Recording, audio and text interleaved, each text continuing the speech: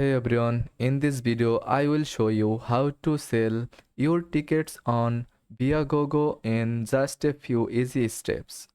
First of all, make sure you are signed in into your Viagogo account.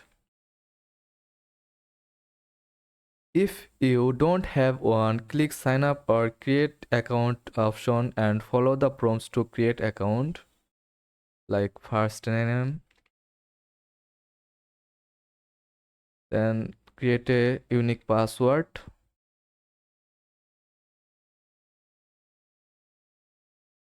After that, click sell. Now use the search bar to find the event for which you are selling tickets.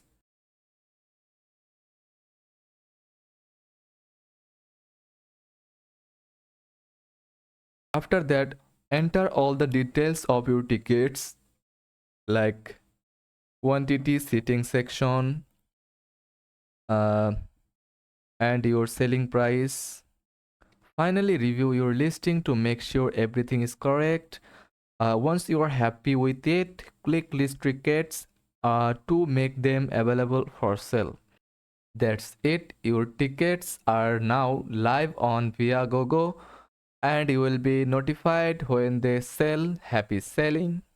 Don't forget to subscribe.